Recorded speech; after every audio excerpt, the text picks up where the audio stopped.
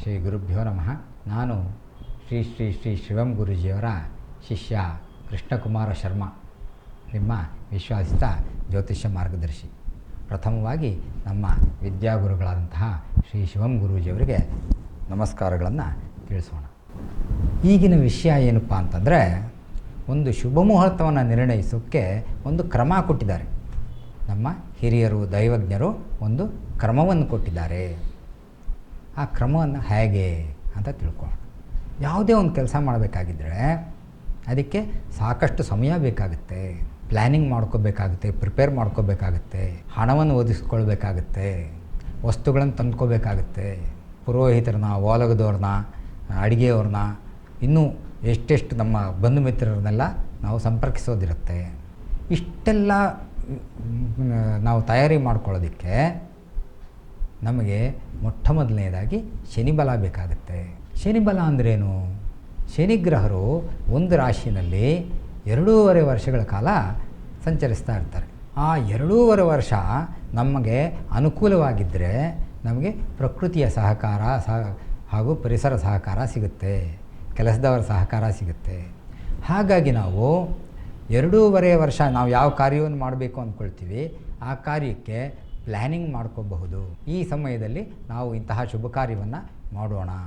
ಮದುವೆಗೆ ಆಗಲಿ ಅಥವಾ ಒಂದು ಗೃಹ ಪ್ರವೇಶಕ್ಕಾಗಲಿ, ಮನೆ ಕಟ್ಟಬೇಕಾಗಿದ್ದರೆ ಗೃಹ ಪ್ರವೇಶಕ್ಕೆ ಸುಮಾರು ಸಮಯ ಬೇಕಾಗುತ್ತೆ. ಅದಕ್ಕೆ ನಾವು ಸಮಯವನ್ನು ನಿರ್ಣಯಿಸ್ಕೊಳ್ಳೋದಕ್ಕೆ 2.5 ವರ್ಷ ಸಮಯ ಕೊಟ್ಟಿದ್ದಾರೆ.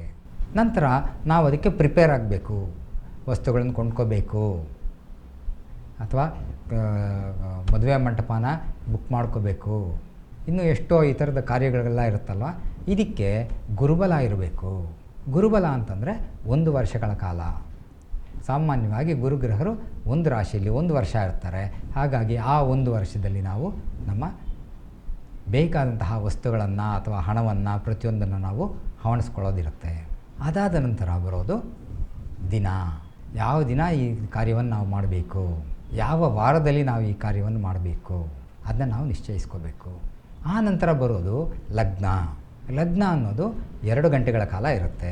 ಯಾವುದೇ ಶುಭ ಕಾರ್ಯಕ್ಕೆ ನಾವು ಜಾತಕವನ್ನು ಹಾಗೂ ಗೋಚಾರವನ್ನು ನೋಡಿ ಆ ಸಮಯಕ್ಕೆ ಗ್ರಹಗತಿಗಳನ್ನು ಪರಿಶೀಲಿಸಿ ಲಗ್ನವನ್ನು ನಿಶ್ಚಯ ಮಾಡ್ತೀವಿ. ಆ ಲಗ್ನ 2 ಗಂಟೆ ಸಮಯ ಇರುತ್ತೆ. ಆ 2 ಗಂಟೆಯಲ್ಲಿ ಶುಭ ಹೋರ ಯಾವಾಗಿದೆ, ಶುಭ ಗ್ರಹದ ಹೋರ ಇದೆಯಾ ಅಂತ ಹೋರವನ್ನು ಗಮನಿಸಬೇಕಾಗತ್ತೆ. ಹೋರ 1 ಗಂಟೆ ಸಮಯ ಇರುತ್ತೆ. ಹೋರಾದ ನಂತರ ಬರೋದು ಮುಹೂರ್ತ. ಶುಭ ಮುಹೂರ್ತಗಳು, ಅಶುಭ ಮುಹೂರ್ತಗಳು ಅಂತ ಇದೆ. ಶುಭ ಮುಹೂರ್ತಗಳು ನೋಡಿ ನಿಶ್ಚಯಿಸಬೇಕಾಗುತ್ತೆ. ಈ ಮುಹೂರ್ತದ ಸಮಯ 48 ನಿಮಿಷ ಆಗುತ್ತೆ. ಮುಹೂರ್ತದ ಸಮಯ 48 ನಿಮಿಷ.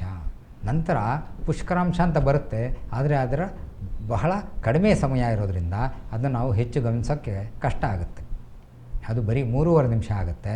ಅದನ್ನ ನಾವು ಫಾಲೋ ಮಾಡೋದು ಕಷ್ಟ. ನಮಗೆ ಶುಭ ಕಾರ್ಯದಲ್ಲಿ ಯಾವ ಕೆಲಸ ಅತಿ ಮುಖ್ಯವೋ, ಒಂದು ಮದುವೆ ಅಥವಾ ಒಂದು ಗೃಹ ಪ್ರವೇಶ ಅಂದಾಗ ಎಷ್ಟೋ ಕಾರ್ಯಗಳಿರುತ್ತೆ, ಹೋಮಗಳಿರುತ್ತೆ, ಕರ್ಕೊಂಬರೋದಿರುತ್ತೆ, ಪೂಜೆಗಳಿರುತ್ತೆ, ಎಲ್ಲ ಏನೇನೋ ಇರುತ್ತಲ್ವ. ಅದರಲ್ಲಿ ಯಾವುದು ಪ್ರಮುಖ ಘಟ್ಟವೋ ಅದನ್ನು ನಾವು ಶುಭ ಮುಹೂರ್ತದಲ್ಲಿ ಇಡಬೇಕು. ಆ 48 ನಿಮಿಷದಲ್ಲಿ ಅದನ್ನ ಮಾಡಬೇಕು.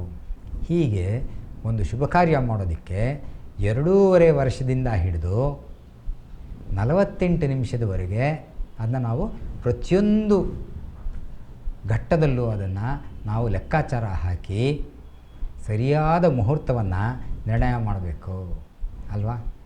ಎಷ್ಟು ಇದರಲ್ಲಿ ನಮಗೆ ಲೆಕ್ಕಾಚಾರ ಮಾಡೋದಿದೆ. ಇಂಥದ್ದೆಲ್ಲ ಮಾಡಬೇಕಾಗಿದ್ದರೆ ನಿಮಗೆ ಒಳ್ಳೆ ವಿಶ್ವಾಸಿತ ಜ್ಯೋತಿಷ್ಯ ಮಾರ್ಗದರ್ಶಿ ಅವಶ್ಯಕತೆ ಇದೆ. ನೀವು ಒಳ್ಳೆಯ ಜ್ಯೋತಿಷ್ಯರನ್ನು ಸಂಪರ್ಕ ಮಾಡಿ ಹಾಗೂ ಶುಭ ಕಾರ್ಯಗಳನ್ನು, ಶುಭ ಮುಹೂರ್ತವನ್ನು ನಿರ್ಣಯಿಸಿಕೊಂಡು ಮಾಡಿ ಸತ್ಫಲಿ ಕಡತಗಳನ್ನು ಪಡೆಯಿರಿ. ಇಷ್ಟು ಹೇಳಿ ಇದನ್ನು ಮುಗಿಸ್ತೇನೆ. ನನಗೆ ಈ ಅವಕಾಶ ಮಾಡಿಕೊಟ್ಟ ಎಲ್ಲರಿಗೂ ಧನ್ಯವಾದಗಳು.